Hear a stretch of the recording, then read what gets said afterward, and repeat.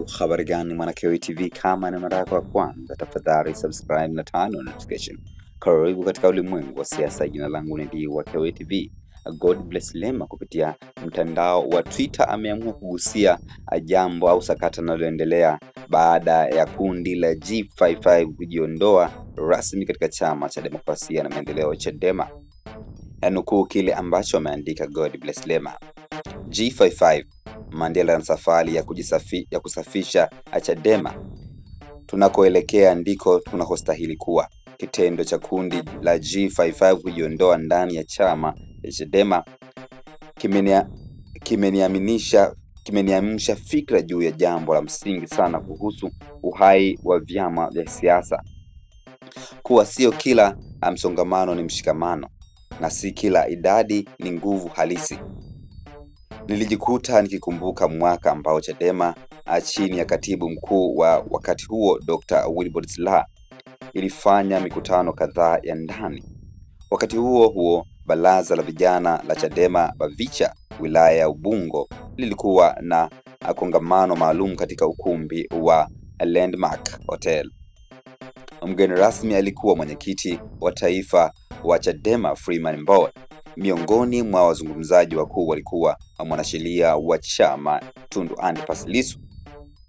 Katika hotuba yake, Lissu alitumia mfano wa kihistoria kutoka Afrika Kusini, akinukuu Nelson Mandela na harakati za ANC dhidi ya mfumo wa ubaguzi wa rangi. Mandela, kwa mujibu wa Lissu, alikuwa mkali sana katika kuhakikisha kuwa mapandikizi yote ndani ya ANC wa Afrika walikuwa wakifanya kazi au kwa maslahi ya serikali ya makaburu, yanang'olewa bila huluma. Hili liliwezesha harakati za ukombozi kuwa safi, imara na za kweli. Lissu alisisitiza kuwa Chadema pia ilikuwa inapitia kipindi kama hicho. Mapambano dhidi ya mfumo dhalimu hayangefanikiwa ikiwa chama kingeendelea kubeba mzigo wa watu walioko ndani lakini roho zao ziko nje. Kwa wakati huo alikuwa akinala wa tuhuma hizo alikuwa ni Zitto Kabwe. Leo hii tukirejea msimamo wa no reform no election, yani NLNE, ambao ndiyo dira ya sasa ya chama, ni dhahiri kuwa Tundu Antipas Lissu akiwa mwenyekiti ameendeleza kwa ujasiri falsafa ile ya Chadema lazima kujisafisha, lakini tofauti na kutumia nguvu au vurugu, chama kinajenga mazingira ya ndani ambayo yanalazimisha wenyewe kujiondoa. Wameitoa kwa hiari, lakini si kwa bahati mbaya. Ni kwa sababu ya moto na msimamo wa kweli. Katika mazingira ya sasa ya kisiasa nchini Tanzania, Chadema ambayo ni chama pekee chenye upinzani halisi dhidi ya CCM na dola, na kinachobeba matumaini ya mamilioni ya Watanzania.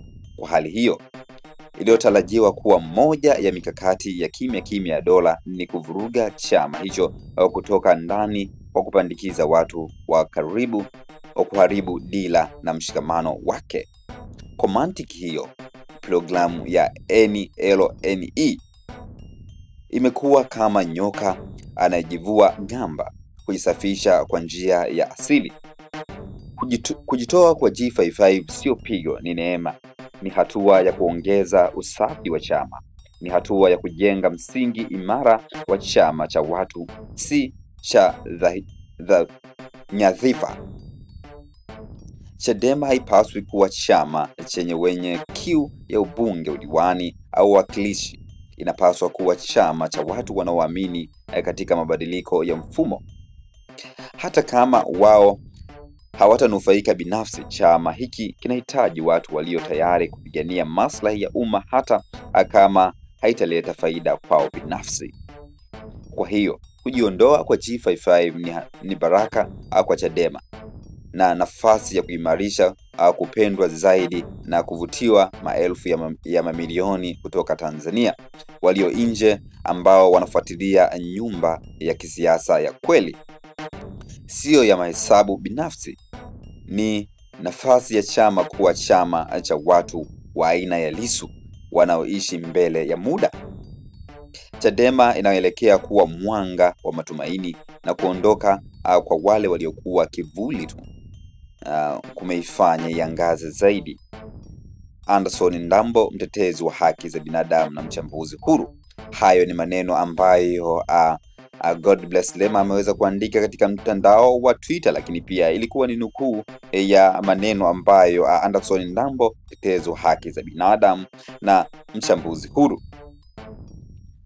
Lakini watu wamekuwa na maoni tofauti kuhusiana na hichi ambacho God Bless Lema ameweza kuandika, kudai kwamba kujiondoa kwa kundi la G55 ndiyo mwanga au ndiyo kuimarisha chama cha demokrasia na maendeleo Chadema, kwamba Chadema ina msimamo mkali sana kuhusu no reform no election. Ndio maana makundi mbalimbali ya chama hicho yameanza kujiondoa taratibu.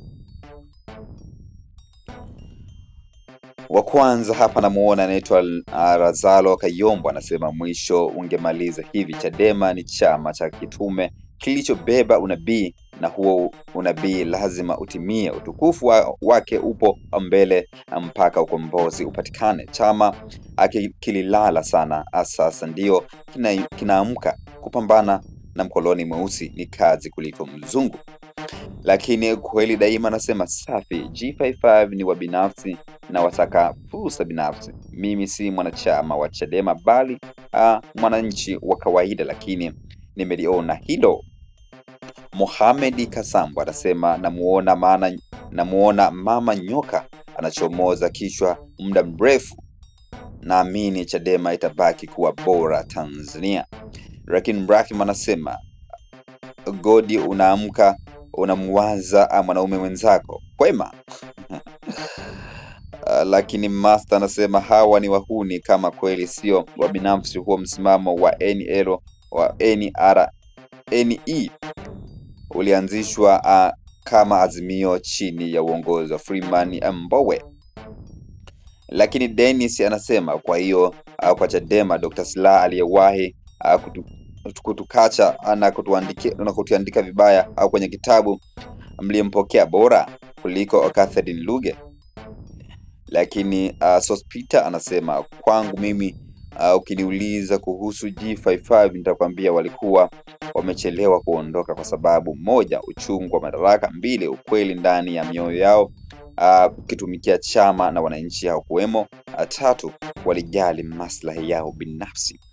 Lakini mpenda haki anasema binafsi nimeshangaa sana kwamba mtu ambaye alikuwa kiongozi wa miaka mingi hana uzalendo na chama kuliko wanachama wa kawaida. Binafsi let them go.